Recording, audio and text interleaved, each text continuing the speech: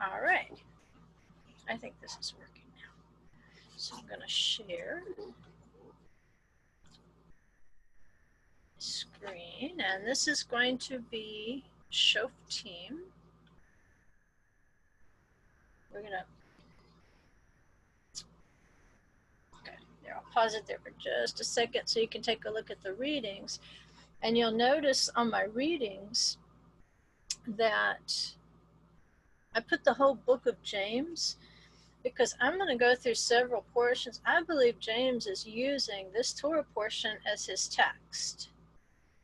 And that's what I suspect many times as we're reading the Brit Chadashah, and we'll notice as we're plowing through 2 or 3 chapters of, say, an epistle, or looking at one of Yeshua's teachings in context, we think, wow, you know what, that just fits completely inside a certain Torah portion. And you may not recognize it if you've only studied the Torah portions systematically over a few years. But as the years pass, I think you start to recognize those patterns. And I think the book of James is just really completely within the context of this Torah portion. So I'm going to hit some things from the first 4 chapters of it, but my challenge to you would be go on to that last chapter between now and Shabbat when you have a little more study time. And that's why I wanted to include the PowerPoints with you for you to refer back to, and see if there's anything that we cover in class today in terms of the themes, and we're kind of going back into the rabbinic commentary, because they basically have 2 approaches to the, it's called the Egla Arufah. Eglah, which is a calf, Arufah, which is like the broken, because it's going to have a broken neck. And we're going to look at not so much the red heifer, although we can use that for context. We can say, wait a minute, there was a different situation where it required a young cow, a heifer, to be used for cleansing. And so in this case, we're also choosing a young cow, a heifer, but she's called an Eglah. Like Egel is a male calf, but Eglah is a female. So it's like para aduma, para meaning a young heifer, which a heifer is young, and then Eglah. It's just using 2 words for the same thing, pretty much. So I want you to go back, and as we go through some of these bullet points, that I took what the rabbis commented on that section, and then I tried to build with it out of the book of James a bigger context, so that we can see a bigger picture of who judges might be, and a bigger picture of who might have been between 2 cities wandering around and got killed somehow. Whose fault is that? And why does it require this particular, well, it's not even nailed down. The rabbis can't even agree if it's a sacrifice or not. If this broken-necked heifer is actually considered a sacrifice. Some say yes, some say no, but I think James will give us more context. So, okay, my husband just made another circle around the park in the car. This is interesting. Looking the other way, that's going to be one thing. And we'll pull in the wandering soul, because anytime you see somebody killed out in a field, it should drive you back to the first mention of a killing in a field, which is going to be Cain and Abel. And then we know that Abel's blood cries out from the ground. It cries out from the field. We know that Esau was a man of the field in terms of, letting blood. And so there's a sense, there's a principle of blood guiltiness that we do get from the story of Cain and Abel. And I want to pull in possibly some themes here of the wandering soul. And what made me think of it as something I didn't really incorporate into the lesson, but I ran across it when I was doing that resurrection book. And it's a comment, and I do not remember which book it came from, but it was a rabbinic commentary.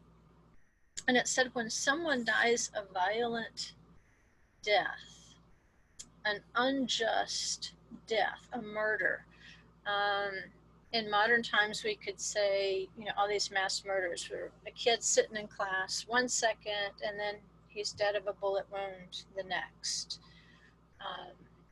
Or I think they just had a shooting out in Midland, Odessa over the past couple days, where 1 minute it's all good and then another minute you catch a bullet or somebody stabs you to death. You didn't anticipate this. And in the case of a person who, let's say, commits suicide following such an act, has justice truly been done?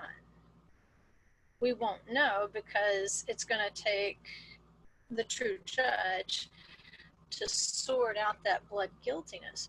In our case, we don't know who did it. We have this corpse left out in a field between cities, but we don't know who did it exactly. But nevertheless, there's blood guiltiness that has to be dealt with.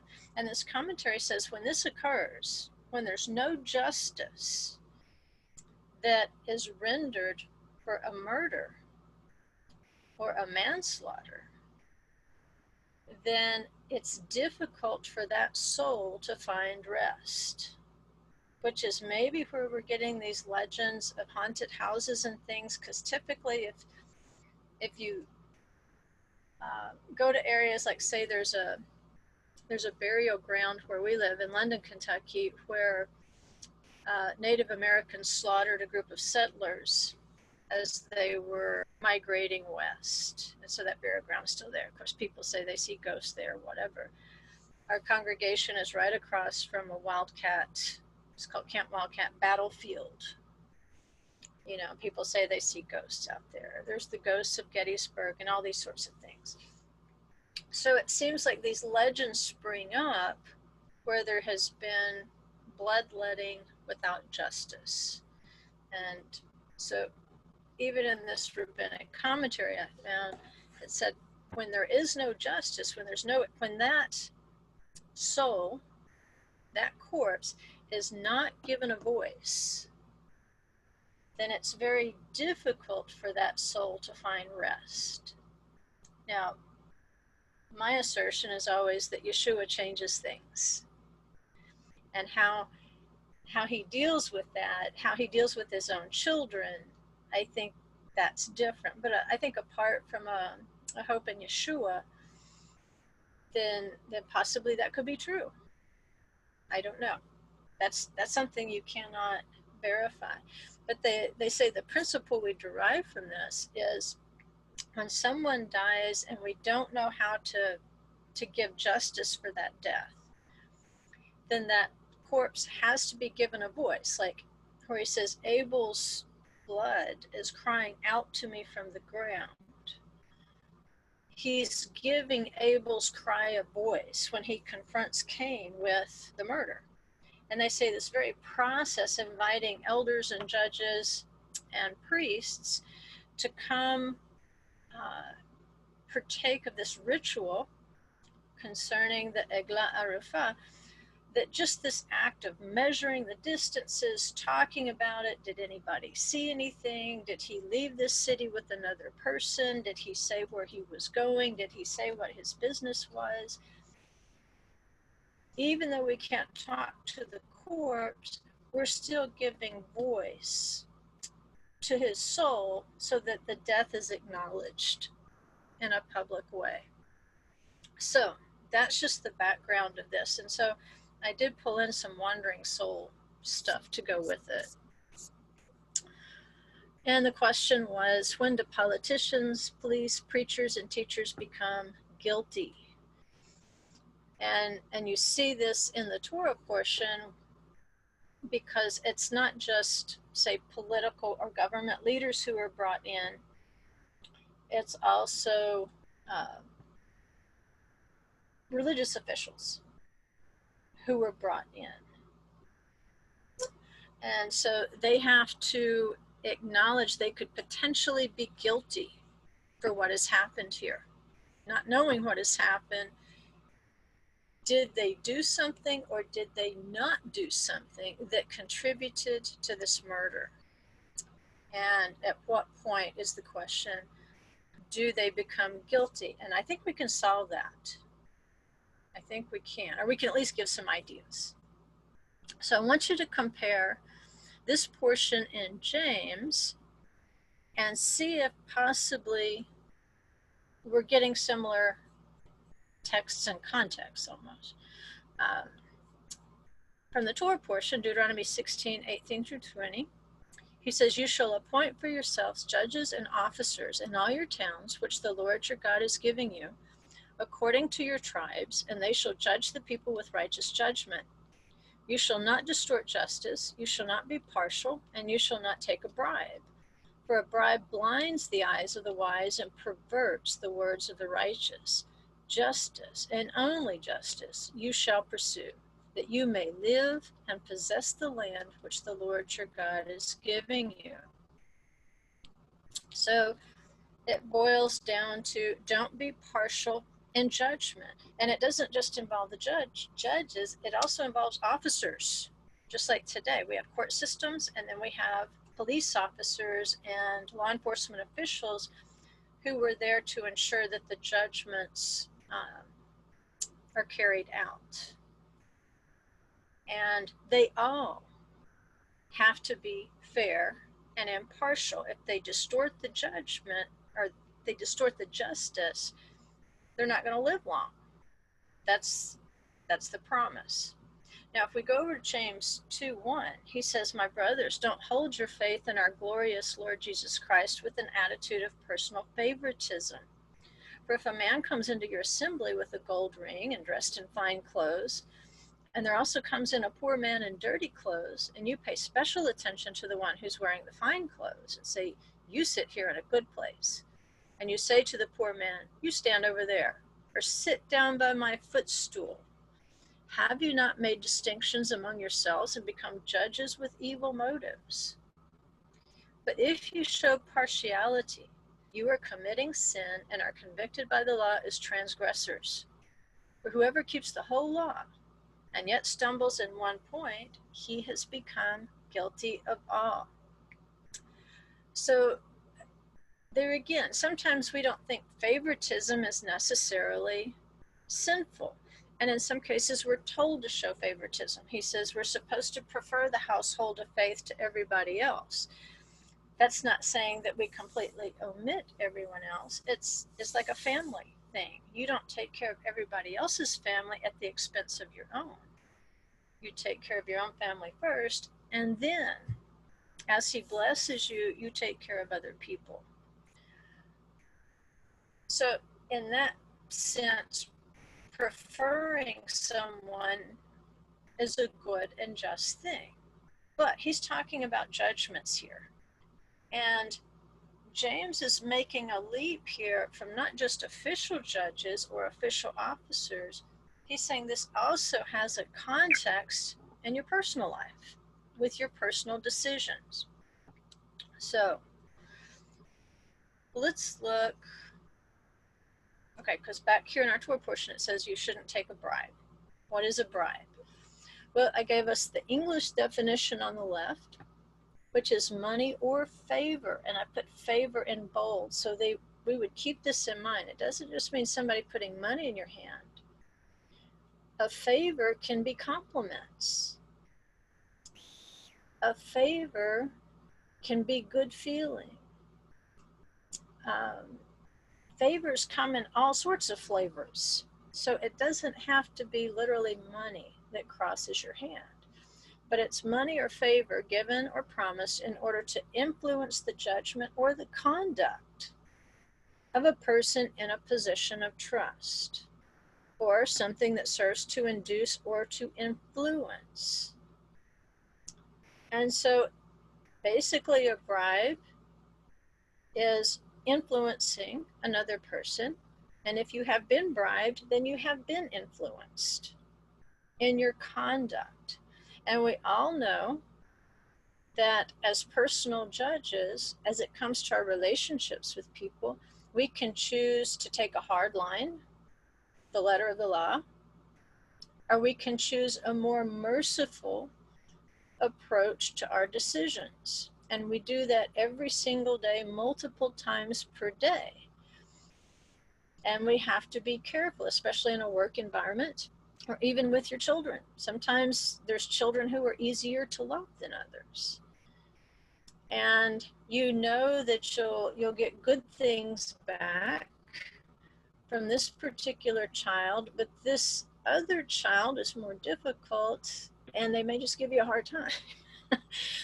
And so weighing all those things out, we all become judges. And so we all have to be wary of taking favors, of letting our decision be influenced because this particular person is going to make us feel good. This particular person is going to be able to enrich our lives in some way. And so we bend things just a little bit this way or the other. It influences our conduct this way or the other. And so I gave you the Hebrew word there, shochad. And notice that it's a contronym. This is an awesome thing. Sometimes it's used as a gift or a reward. Less often is the word used as a bribe or bribery. So that's something to take in account. In most cases, the shochad is just a reward, a gift, all right? But the gift does influence. And if that gift is influencing a judgment where you might rule for this person more favorably than you should, or rule against this person more harshly than you should, then that which was a gift or a reward now is a bribe. That's something to be careful of. So James takes us from official judgments in the Torah portion, and he pulls it into our everyday decision making.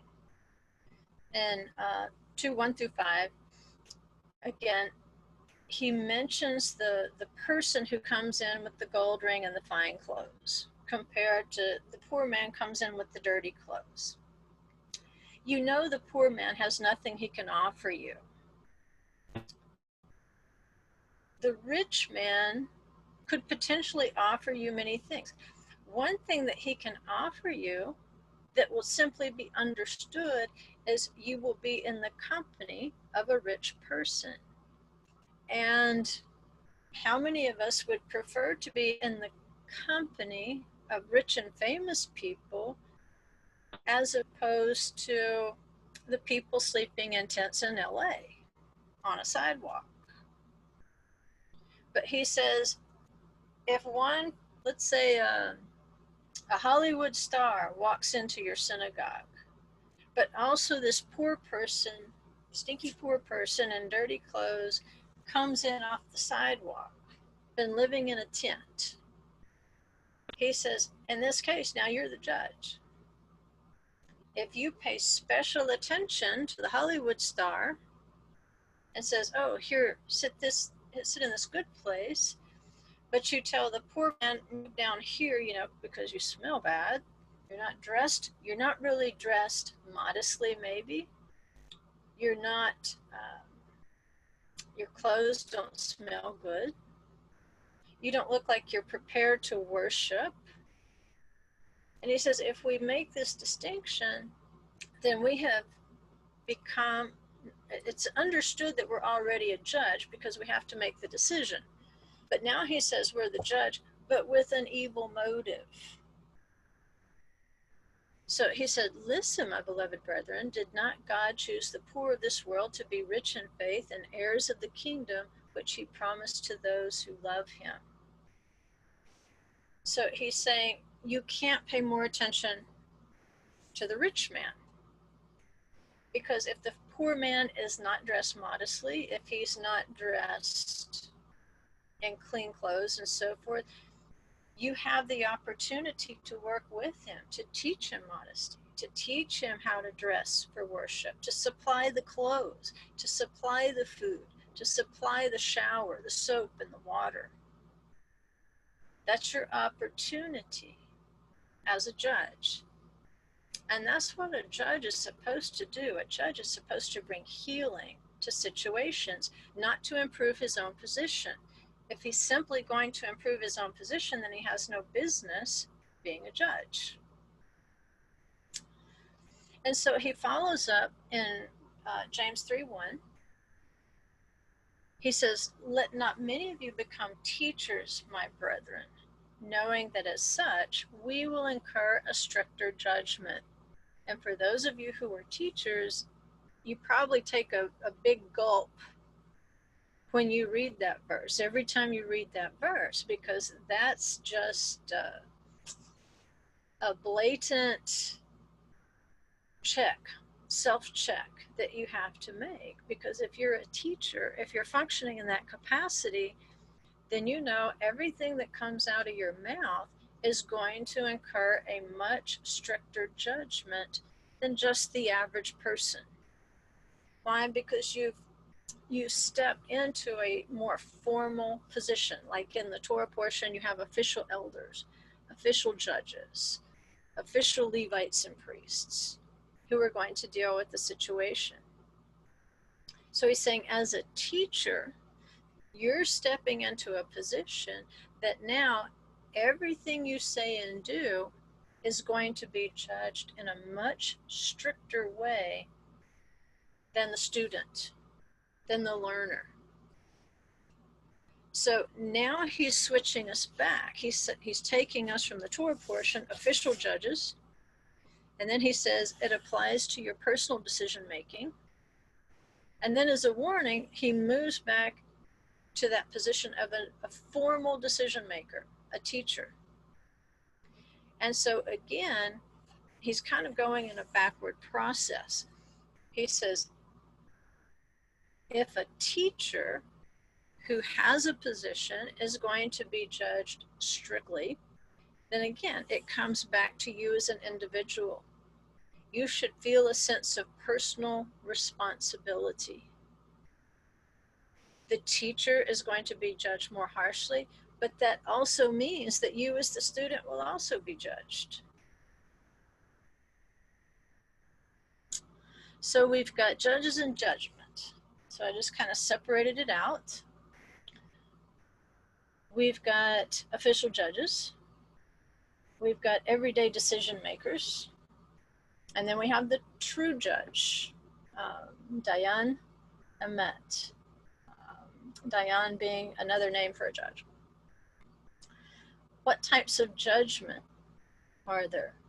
Well, we could make a decision to look the other way.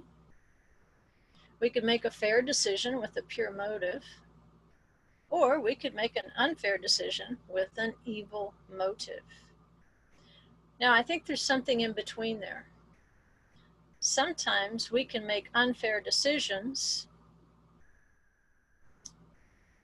not necessarily out of a pure motive, but simply because they're uninformed. In other words, you can do the wrong thing because that was all the information you had at the time. So I think there's something in between those two bottom ones. It could have been an unfair decision, but you didn't know it was unfair at the time. But then there's others, they're evil and they know they're doing evil. And they know what they're going to get out of it when they make an evil decision. So let's go back to the teacher that James is using as an example here of a judge who's going to be judged more harshly. And this is from the Theological Dictionary of the New Testament, so it's very formal. But it's analyzing the Greek word for teacher that James is using. And so he says occasionally it's found in the feminine as a woman teacher, but he says from the very first, it tends to become technical in the sense of master of instruction. On the one side, this may be the one who imparts instruction, especially the schoolmaster, to whom the young are entrusted for elementary teaching, as in reading and writing. In Plato, it means to go to school or to be in school. And the word kept this meaning. And it's saying in scripture and similar writings of the first century, where Jews are writing in Greek, it keeps the same meaning. It has to do with going to school. And it says this usage is consistent. For Philo, he's using the Levitical priest giving directions about leprosy. He's using it in that context of a teacher. So too is imparting knowledge. And he says it points in a certain direction and lays down the right lines of cultic action, such as we're seeing with the Egla Aruffa, the breaking the heifer's neck. It's a very technical explanation. It's explaining the Torah procedurally, the way that we study here in our Torah classes, breaking things down. However, we tend to add in a moral or ethical application.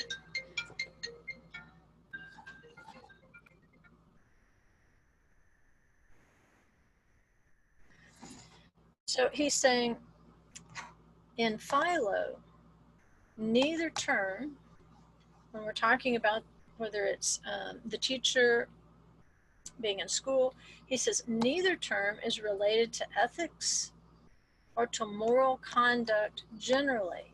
Now, we tend to do that. We tend to take the technical explanation and at the end of it find an application. But he says this is really, it's more of procedural, like you would normally see in a schoolroom. And so he says the stress falls solely and simply on the presence of systematic instruction or on its effects. So what is James saying about the teacher and the extreme judgment on the teacher? He's saying you better know what you're talking about. Because if you're giving wrong procedural instructions, it will lead to sin.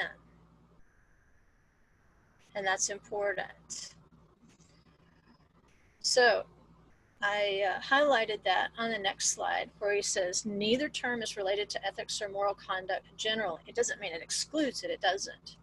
But it's stressing, because there's other words he could have used, like say rabbi. All right, they did use the word rabbi in the first century. It was used more afterward, but they did use it. That's someone who's going to introduce the element of ethics and moral conduct. The teacher is more a systematic function. So James is likely talking about teachers who do teach the particularities of the Torah, not really addressing everything in an ethical or moral way. But he's saying these formal teachings and teachers incur stricter judgment. So he's asking us to infer this same principle in our personal decision making, our process of making judgments. We all go through a mental process as we make our decision. So his point is all judgment incurs judgment, good, bad. Your personal decisions will have consequences. And therefore, as we make our personal decisions, we need to remind ourselves to have a system of procedure, not emotion.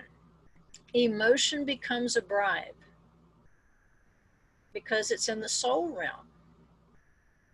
But fair procedure should be drawing down from the spirit.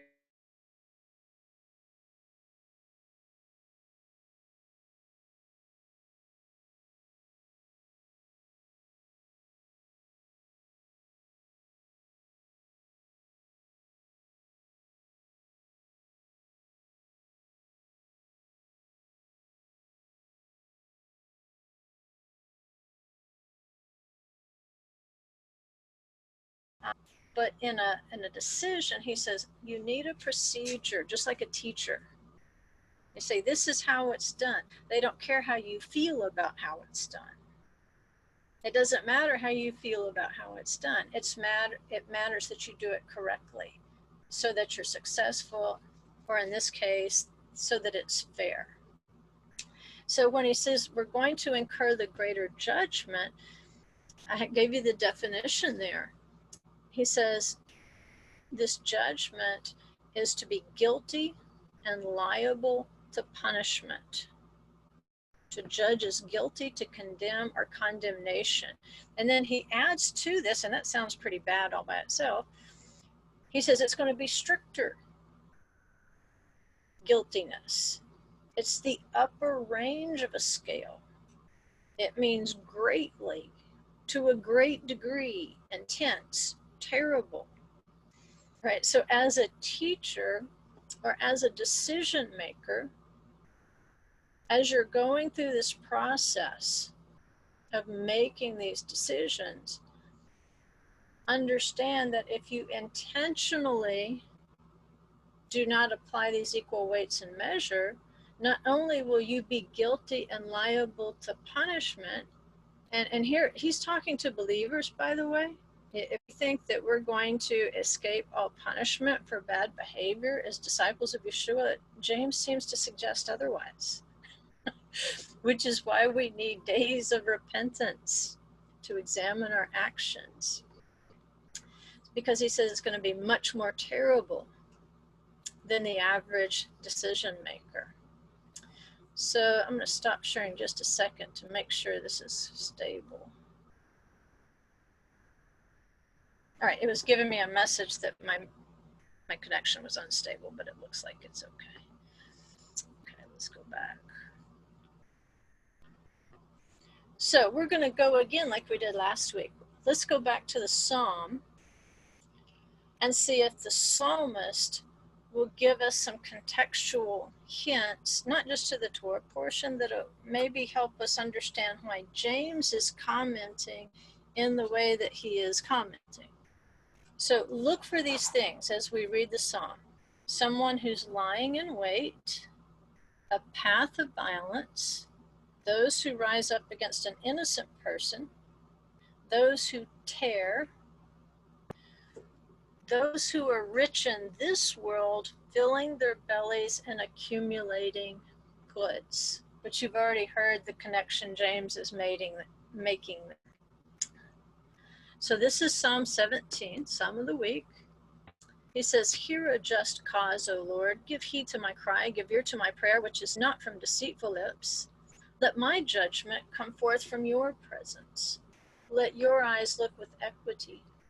You have tried my heart. You have visited me by night. You have tested me, and you find nothing. I have purposed that my mouth will not transgress. As for the deeds of men, by the words of your lips, I have kept from the paths of the violent. My steps have held fast to your paths. My feet have not slipped. I have called upon you, for you will answer me, O God. Incline your ear to me. Hear my speech. Wondrously show your loving kindness, O Savior of those who take refuge at your right hand from those who rise up against them. Keep me as the apple of your eye. Hide me in the shadow of your wings. For from the wicked who despoil me, my deadly enemies surround me. They have closed their unfeeling heart. With their mouth they speak proudly. They have now surrounded us in our steps. They set their eyes to cast us down to the ground. He is like a lion that is eager to tear, and as a young lion lurking in hiding places. Arise, O Lord, confront him, bring him low. Deliver my soul from the wicked with your sword.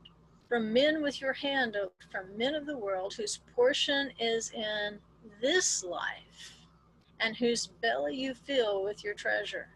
They are satisfied with children and leave abundance to their babes. As for me, I shall behold your face in righteousness. I will be satisfied with your likeness when I awake. All right, there's all sorts of resurrection pictures in there. I know you could see those. But I think you see those themes. bellies. And the thing I wanted to draw attention to, he's obviously talking about injustice, where I have tried to walk the path, and nevertheless people have risen up against me, and basically they preyed upon me like lions. They want to tear me apart, and they're doing it with their mouths. It says with their mouth they speak proudly, and so they're tearing with their mouths. But he explains what kind of people these are. He's saying whatever good judgment they're going to get in this life, whatever rewards, and it's kind of their bribe, these things that they're getting out of this behavior, the slander and so forth, what they're getting out of it is the reward, i.e. the bribe of living completely within this life, completely for their bellies, completely for their pleasure, completely for their intellectual stimulation, completely for their attention-getting needs. But he's saying they're going to have treasure that they can leave to their children, but it's just physical treasure. But he says, as for me, I'm going to be satisfied with your likeness when I awake. In other words, these people are not going to be able to behold the likeness of Adonai, because all their reward was in this world. And that's the crushing thing about living in this world, because we can't see the treasures on the other side, and we behold injustice. We see injustice on every side. Maybe we're the victims of injustice. And because it hurts so much right now, when people prey upon us or we see them preying upon others, we get locked into that emotion. And sometimes we forget that the real treasure of favorable judgment is eternal, but it's on the other side. And that's what the rabbis say. Why do the wicked prosper? Because the wicked have a little bit of good in them. They're made in the divine image, no matter how distorted and wicked they become. So being just himself, he's going to give them whatever good reward they would have in this life, because they'll have nothing in the next. And that's how justice is done. So while the righteous will enjoy their rewards and treasures eternally, with eternal satisfaction in their bellies, with eternal children, that's going to be worth it all when we see them rise up against us.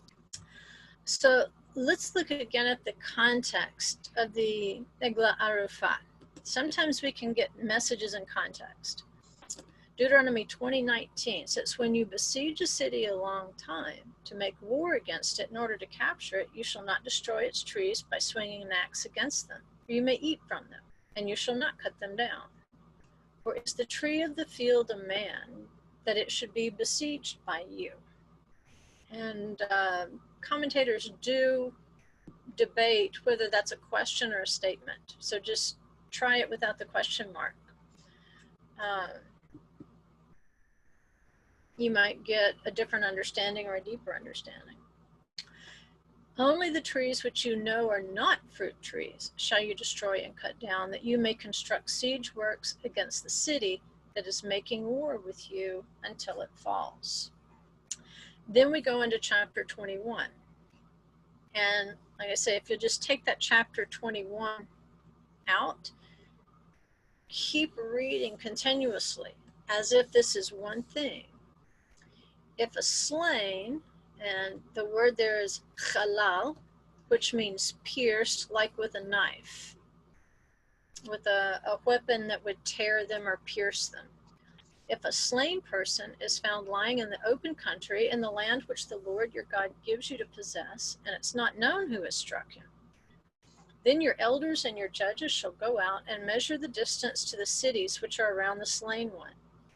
It shall be that the city which is nearest to the slain man, that is the elders of that city, shall take a heifer of the herd which has not been worked and which is not pulled in a yoke, and the elders of that city shall bring the heifer down to a valley with running water, which has not been plowed or sown, and shall break the heifer's neck there in the valley. Then the priests, the sons of Levi, shall come near, for the Lord your God has chosen them to serve him and to bless in the name of the Lord. And every dispute and every assault shall be settled by them. All the elders of that city, which is nearest to the slain man, shall wash their hands over the heifer whose neck was broken in the valley.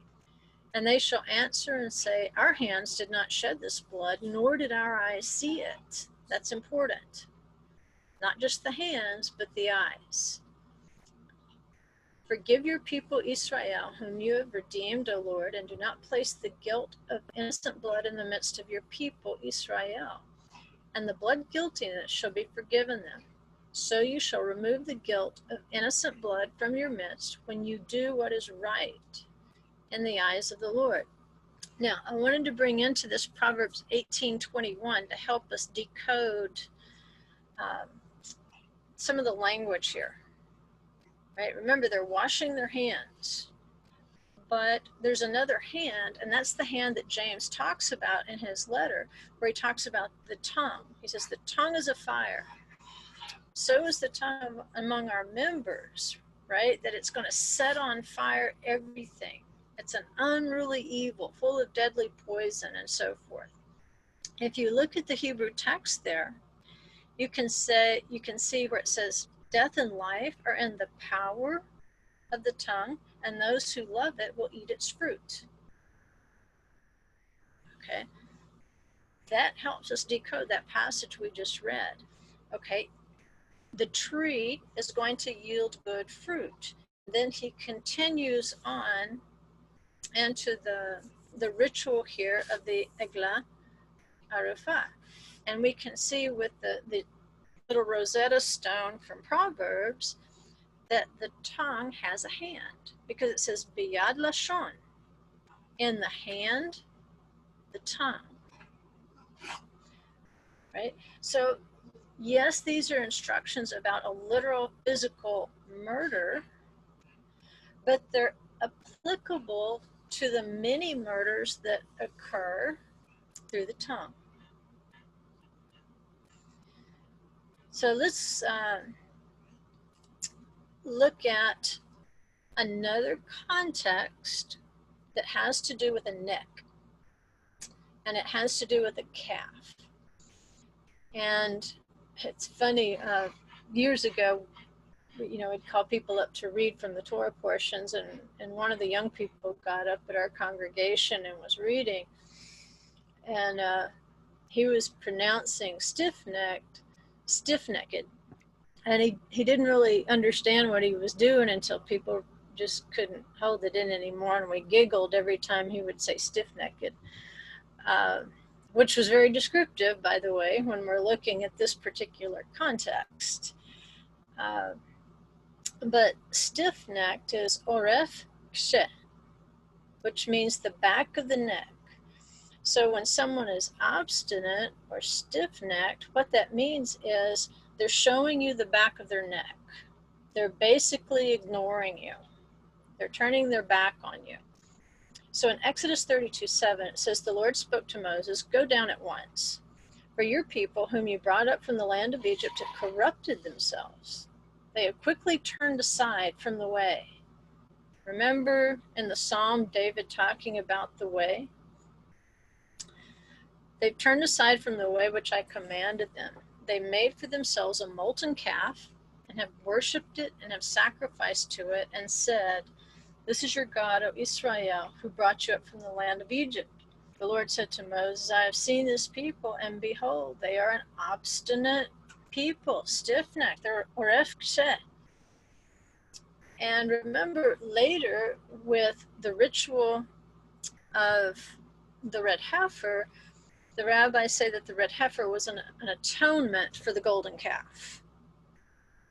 Right? So we kind of see now how these heifers are coming into play, that there has been obstinacy or being stiff-necked, showing somebody the back of the neck. And then in Exodus 33:6, we see the consequences of being stiff-necked. He says, I will not go up in your midst because you are an obstinate people, and I might destroy you on the way. When the people heard this sad word, they went in mourning, and none of them put on his ornaments. For the Lord had said to Moses, say to the sons of Israel, you are an obstinate, stiff-necked people. Should I go up in your midst for one moment, I would destroy you. Now therefore put off your ornaments from you, that I may know what I shall do with you.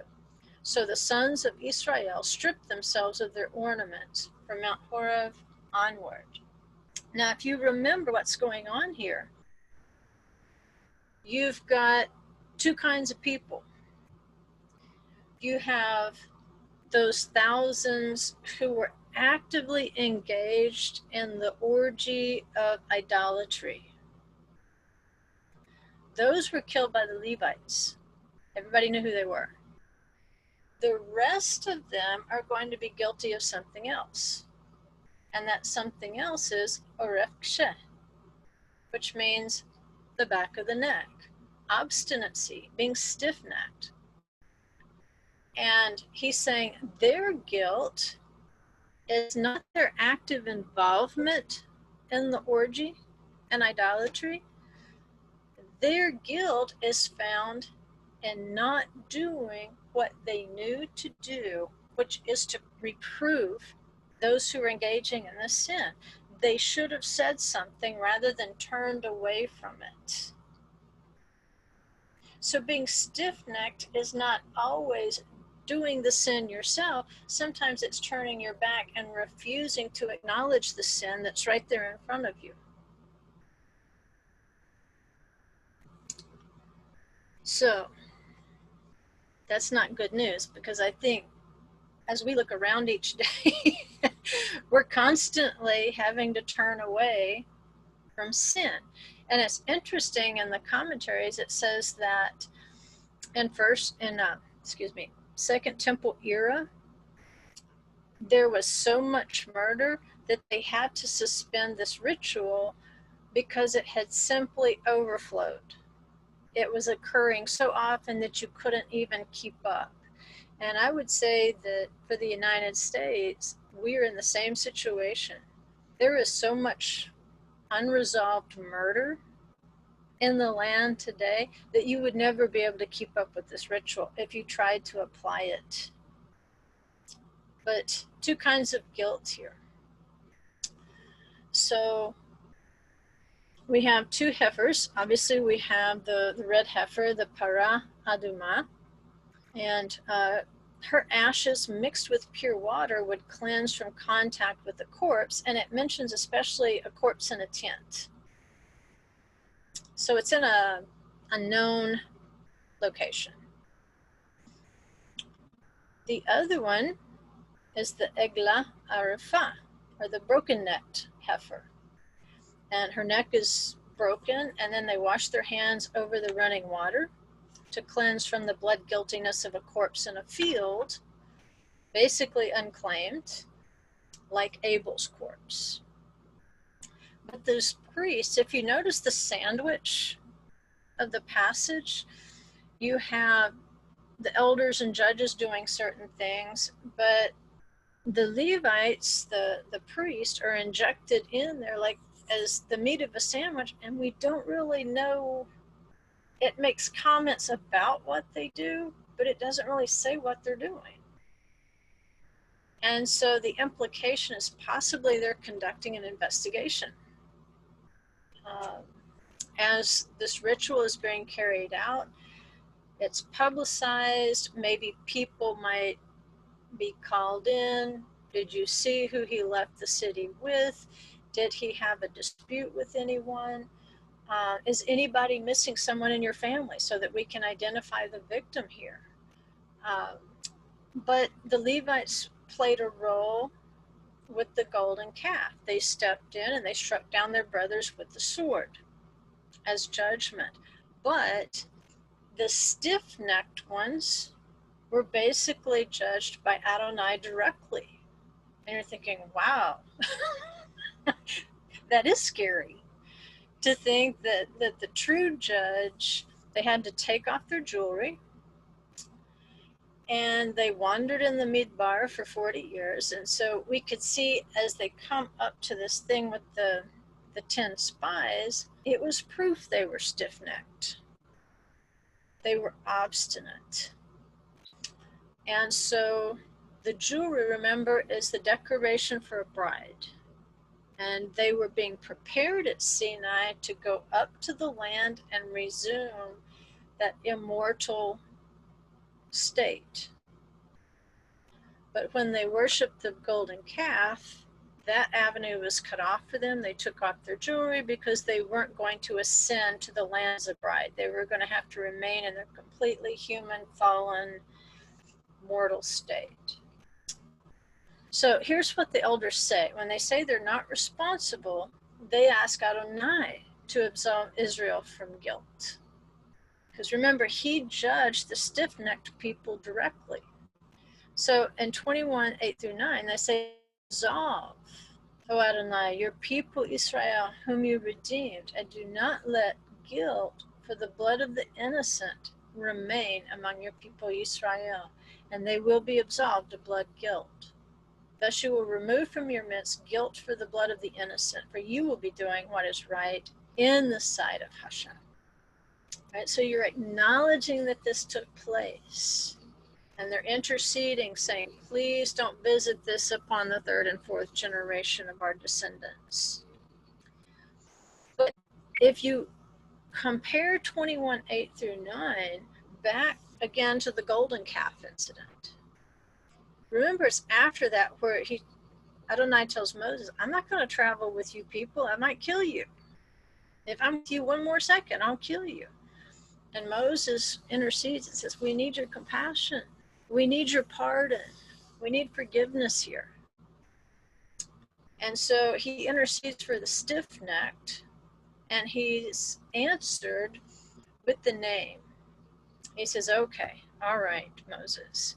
And so he passes by, and the merciful attributes of that name, he quotes to Moses so that Moses can be comforted. He says, the Lord passed by in front of him and proclaimed, the Lord God, compassionate and gracious, slow to anger, abounding in loving kindness and truth, who keeps loving kindness for thousands, who forgives iniquity, transgression, and sin. Yet he will by no means leave the guilty unpunished, visiting the iniquity of the fathers on the children and on the grandchildren to the third and the fourth generations. Moses made haste to bow low toward the earth and worship. He said, if now I have found favor in your sight, O Lord, I pray, let the Lord go along in our midst, even though the people are so obstinate, even though they are so stiff-necked, and pardon our iniquity and our sin, and take us as your own possession. And so this is part of the ritual. Somebody's guilty, and Moses says, yes, we're guilty. Just please, I'm invoking these attributes of mercy that are in your name. And in this ritual, that's what the elders are doing. They're saying, yes, somebody's guilty. Nevertheless, please show us your attribute of mercy here. So we got two possibilities that at least we're getting from the rabbinic sources. So in the Mishnah, it explains that what the elders are really saying is, it is not the case that he came to us and we dismissed him, or that we saw him and let him go. Right? They're saying we weren't stiff-necked. Right? We didn't turn our back to this problem.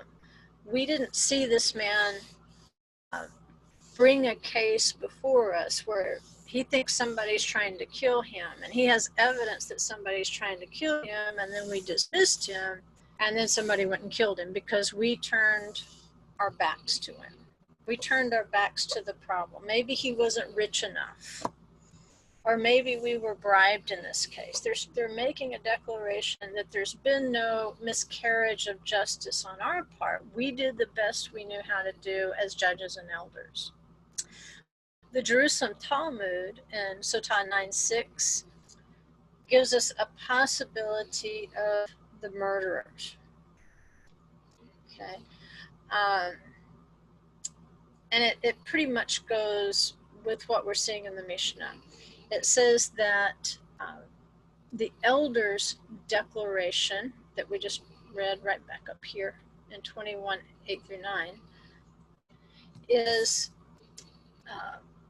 they're affirming that they, as the elders, had never apprehended nor even seen the murderer, and then subsequently released him or allowed him to escape. Now, if you think of that as the interpretation of that, 21:8, then you can see how often this actually happens in our own country. I don't know about other countries. I know in our country, frequently, murderers are turned loose and they kill again.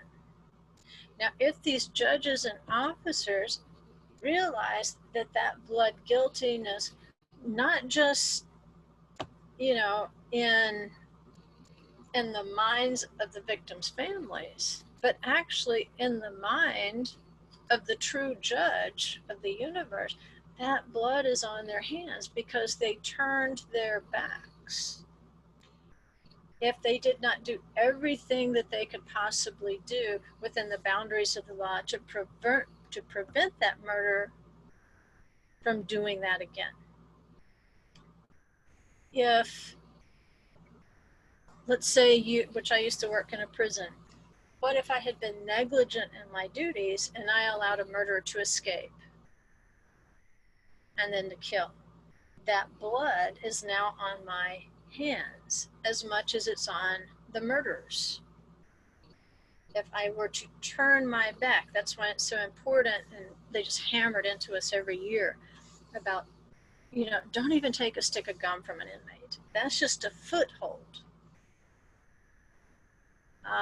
Be careful in your relationships with inmates. Don't give them any foothold where you're tempted to treat them any differently than any other inmate.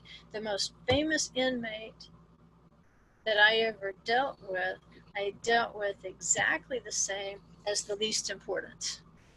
Because if you don't, the inmates notice that you're treating them differently. Everybody wore khaki. Everybody was somebody's son. Everybody was somebody's husband. And so, knowing that, you treat them all fairly and impartially.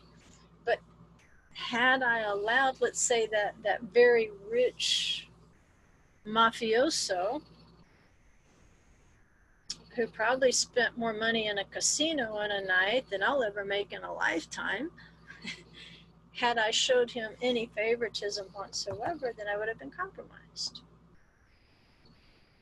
And not only that, I would have violated this law, which says I can't treat this, I can't name the family for you, but you would know if you heard the name, I can't treat this guy any different than this poor old guy who's lost all his teeth, meth addict, got nothing in the world, got nothing here, got nothing to return to. I have to treat them both the same and with equal dignity. So they're saying, okay, the murderer murdered, but we didn't do anything on our part to enable that murder. And it reminds the elders they have to pursue justice. They can't just relax, because if he goes on to murder, and think of how many restraining orders didn't restrain anything. The target of the restraining order just went out and killed anyway. Right? So we have to re-examine those sorts of things when there's a real threat. You have to examine whether you're looking the other way to enable people to do bad. The next question is, was it the victim? And they're really, I think they're the same question, but it's two ways of looking at it. So this is the other explanation.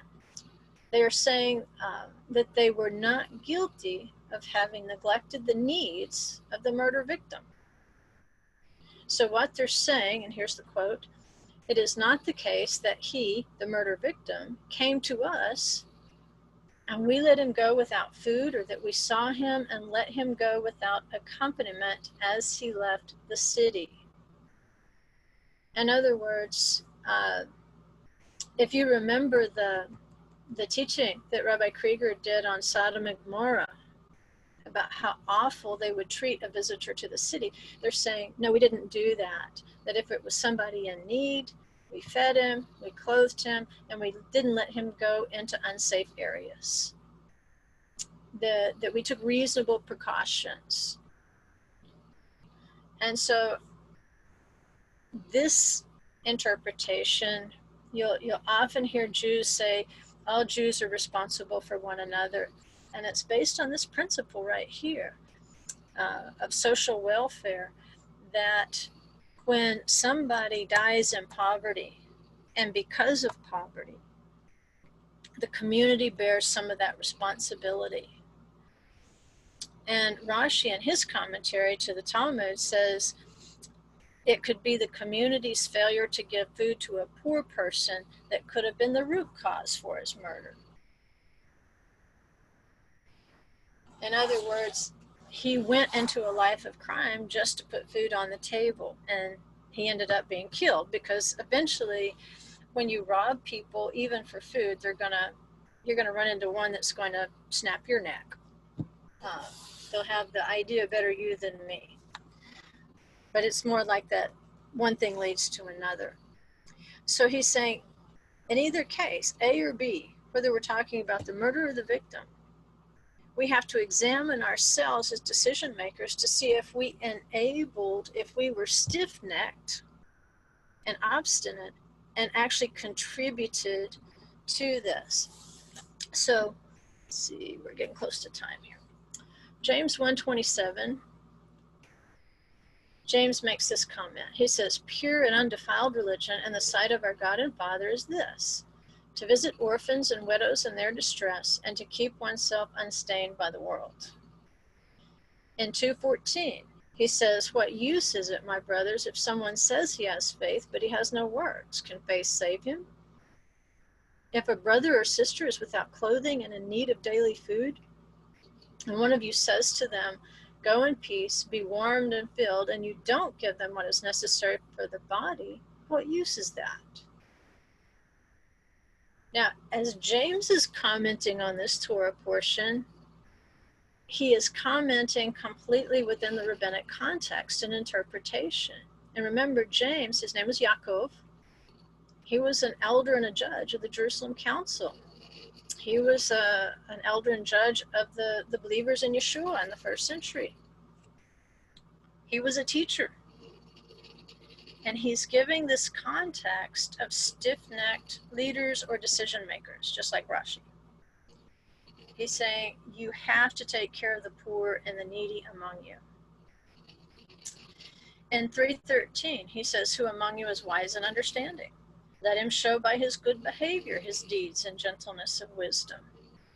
But if you have bitter jealousy and selfish ambition in your heart, do not be arrogant and lie against the truth.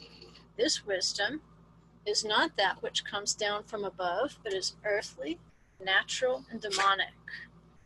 For where jealousy and selfish ambition exist, there is disorder and every evil thing. The wisdom from above is first pure, peaceable, gentle, reasonable, full of mercy and good fruits, unwavering, without hypocrisy. And the seed whose fruit is righteousness is sown in peace by those who make peace." So, what are we saying here?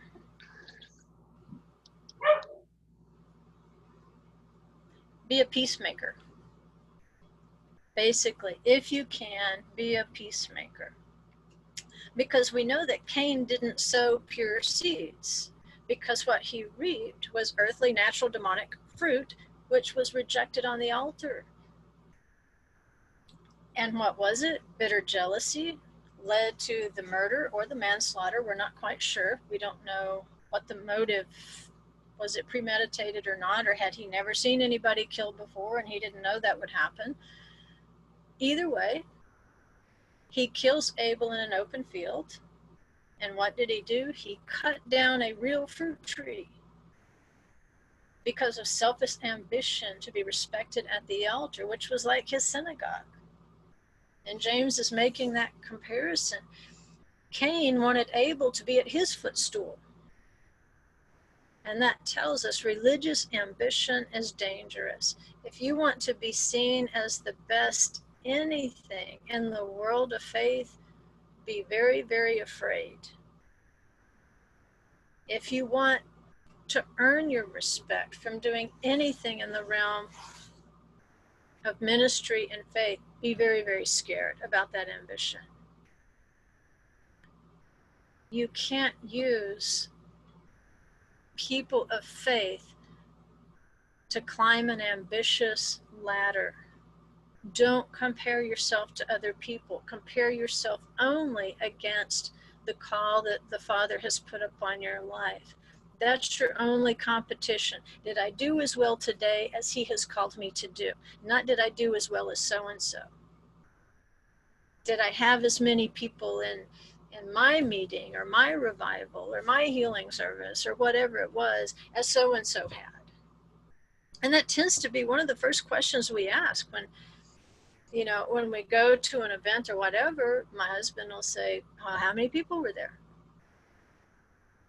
Right? Now, that can either be to give him a general idea of what kind of venue it was, but it should never turn into, well, did you get as many people at your meeting as so-and-so did at his or hers? That's wrong. That's arrogant. That's selfish ambition, and it'll turn into bitter jealousy. You should only be worried about the people that the Father puts in front of you, because most likely those are the only people that you're going to be able to speak into their lives anyway.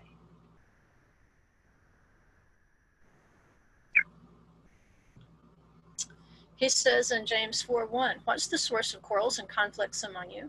Is not the source your pleasures that wage war in your members? You lust and do not have, so you commit murder. Now, he's not talking about the literal murder like we have in the Torah portion. He's talking about the hand of the tongue that murders.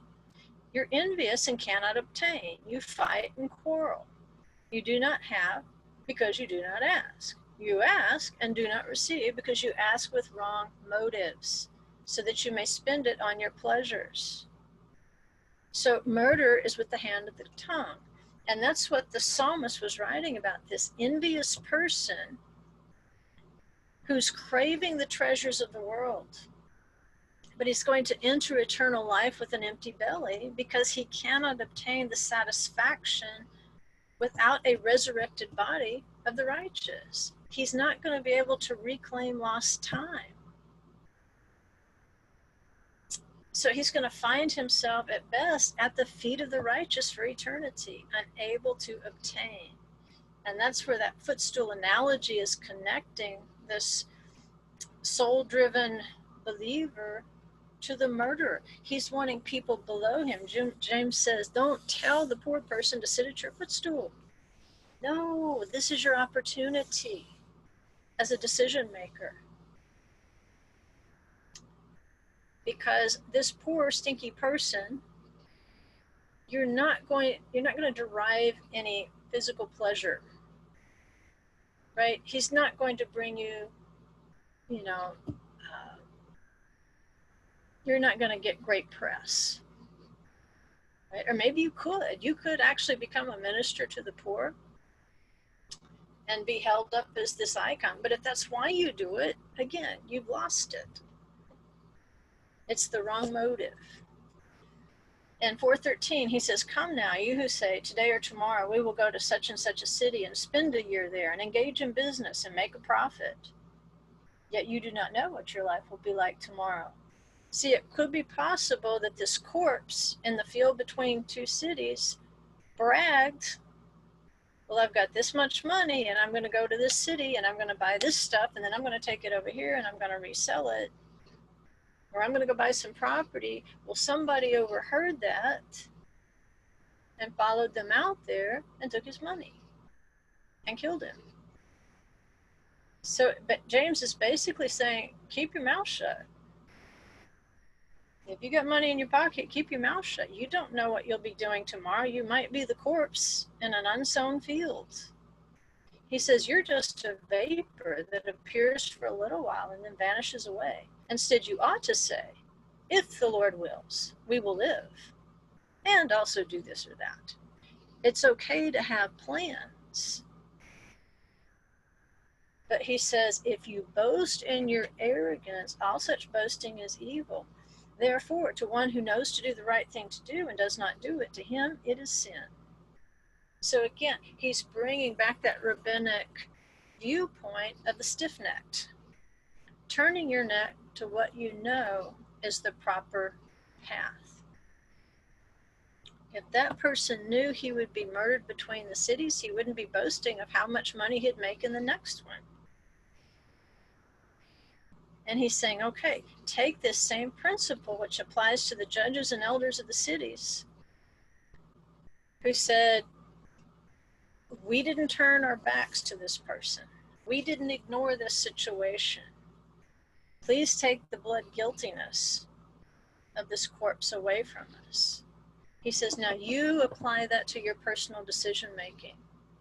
You're going to be the judge and the elder of your life.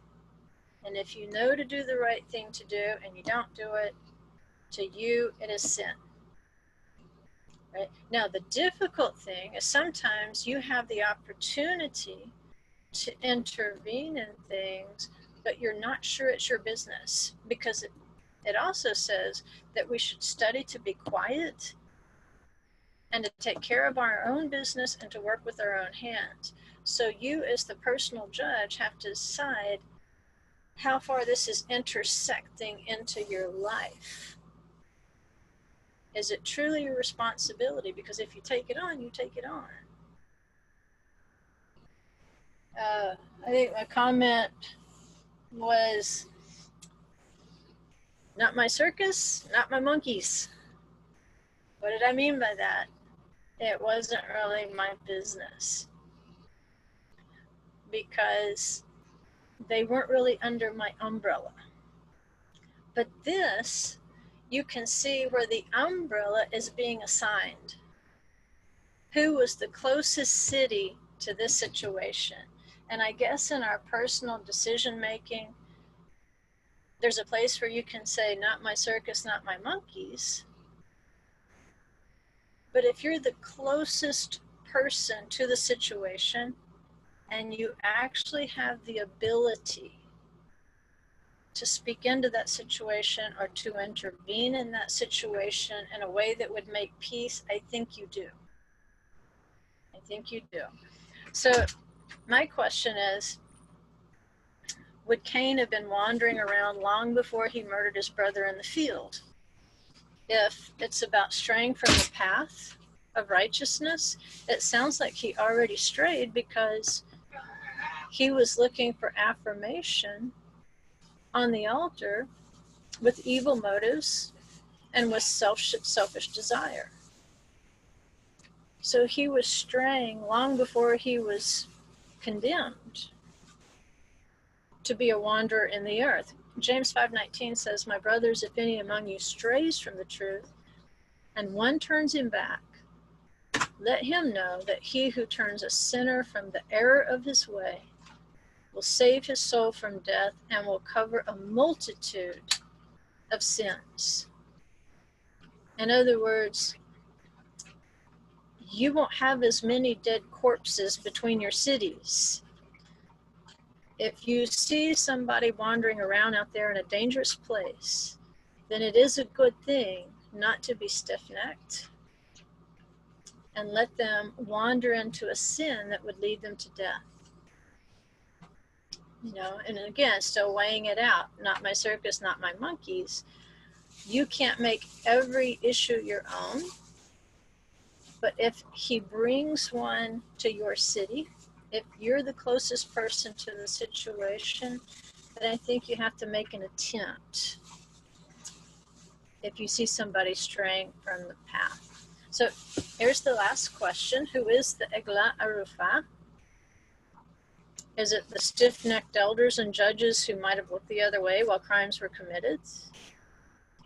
Or did they take the bribes of favor to rule unfairly? I don't want to jeopardize my friendship or my business relation with this person by being fair. So I'm going to be most merciful to the one who can do me good and least merciful to the one who could never do anything for me. Or is it this sinful wanderer who has nobody to turn him back when he strays onto that untilled soil? Is it the traveler who boasted of his riches, but then he can't really carry them to the real tomorrow? Or is it the righteous victim, like in the psalm, of envious human predators? I don't think we really know. I think we can look at all of those and say, yes, it could probably apply to all those situations. And so here's just a reminder of the prayer for judges, Shoftim, in the daily prayer of the Amidah. It says, restore our judges as in former times and our counselors as at first. Remove from us sorrow and sighing and reign over us, you alone, O Lord, with kindness and compassion, with righteousness and justice. Blessed are you, O Lord, King who loves righteousness and justice. So we'll stop the recording here.